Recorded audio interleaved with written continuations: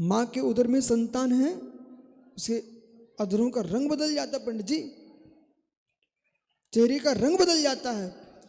ऐसे ज्ञानी के चेहरे का रंग बदलने लगता है, ज्ञानी की मुद्रा बदलने लगती है, ज्ञानी का स्वभाव बदलने लगता है। सारा पुरुषार्थ ज्ञान पर करना चाहिए और परिपूर्ण स्वार्थी हो जाना चाहिए, परिपूर्ण स्वार्थी हो जाना चाहिए, परिपूर्ण स्वार्थी होना चाहिए। मैंने अनंत भवों में बहुत आनंद भोगे हैं, ये पर्याय मात्र ज्ञानानंद को समर्पित कर दो। जितने शास्त्र, जितनी क्षमता हमारे पास है, सब ग्रंथ पढ़ लीजिए। जितनी प्रज्ञा अपने पास है, सब मनुष्यों को पढ़ लो, त्रियंचों को पढ़ लो, देवों को, नारकियों, सबको पढ़ लीजिए, त्रैलोक को पढ़ लीजिए। ज्ञान जैसा आनंद विश्व में कहीं नहीं है। ज्ञान जैसा आनंद और परमात्मा के चरणों जैसी शांति और मित्र जिनवाणी जैसा समरस और गुरु चरणों जैसा अनुभूति ब्रह्मांड में कहीं नहीं है। कहीं भी घूम के आ जाओ प्राचार्य जी,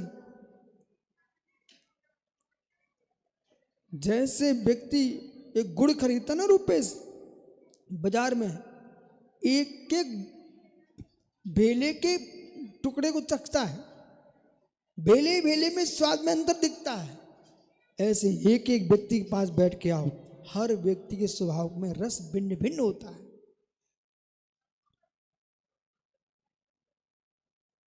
तो देखते ही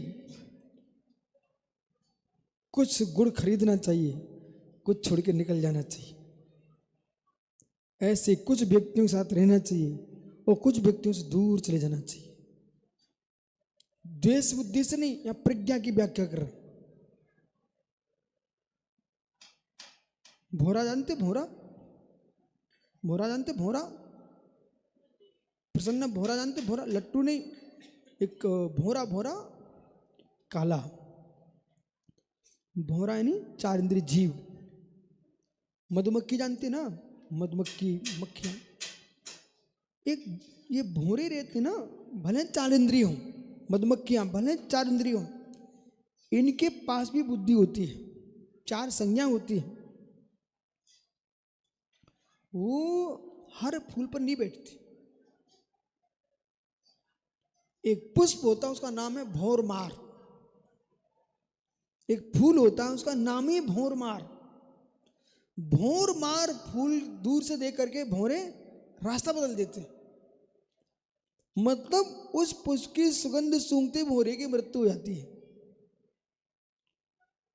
सूंघेगा उसका मरण, भौरमार।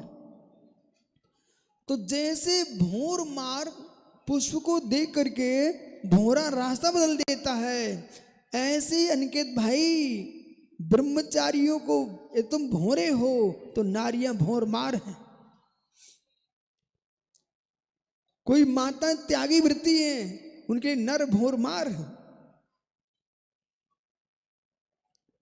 आपको दूर से ही रास्ता बदल देना चाहिए।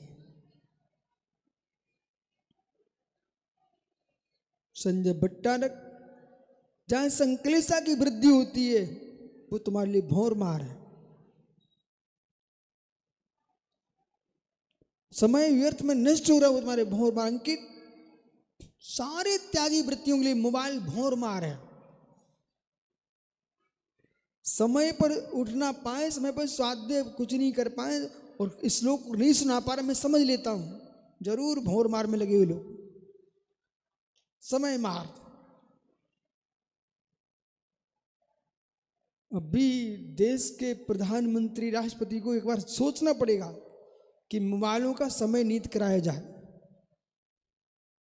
नहीं तो देश की बुद्धियां नष्ट हो जाएंगी। समय नष्ट हो रहा है, कार्य क्षमता घट रही है। जो तुम कार्य करने वाले थे उसी समय आपको फुर्सत मिलती है।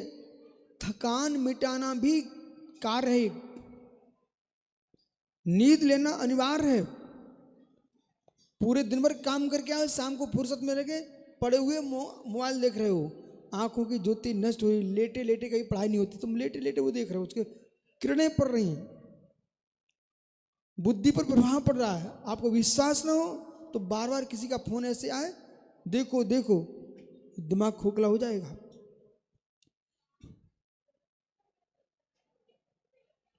जिनको अपनी प्रज्ञा की सुरक्षा रखना हो, भूपेश भैया, पानी की बूंदें जैसी आती ना, ये कैमरे वाला भाई, ये जिनवानी बैठा क्या, ये तुरंत ही, अब प्रवचन में तो आते ही रहते ना लोग, तुरंत पन्नी डाल देते। जैसे ये प्रवचन बंद होगा ना, ये तुरंत पैक कर देते। तो मैंने एक दिन पूछा भाई से, भाई ये क्यों करते हो? बोले गुरुजी, जैसे मनुष्यनी अपने बच्चे को लपेट के रखती ना, ऐसे लोग अपने कैमरे को लपेट के रखते, बिल्कुल सुरक्षित। उसमें क्या हो जाता है सुब्रत सागर जी, कैमरे में, कंप्यूटर में, इनमें भी वायरस हो जाते हैं। ओहो, इन मशीनों को तुम वायरस से रोकना चाहते हो, अपनी बुद्धि को वायरस से रोको ना।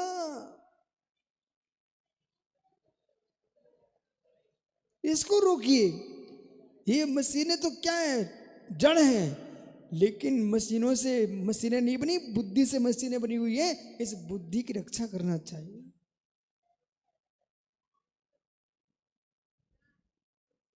अर्थ युक्ति,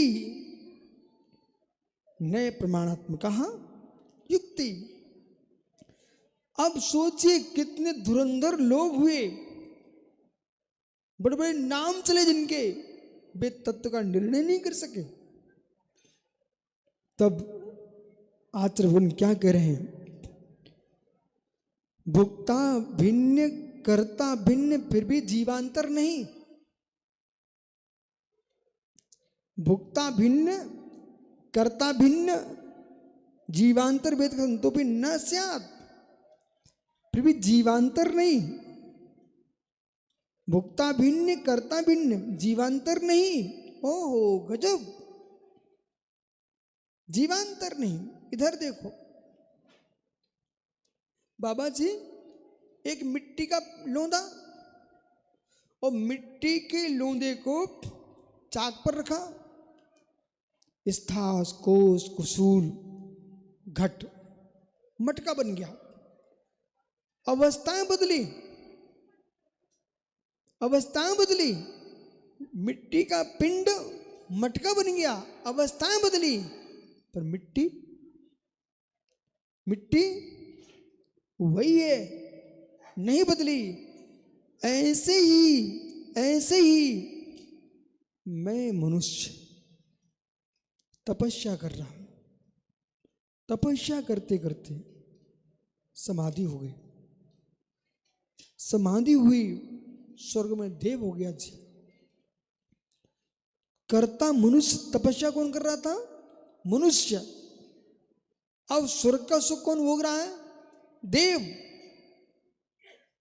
तो कर्ता भिन्न हो गया, भुक्ता भिन्न हो गया, अवस्था पेच्छा, जीवांतर नहीं।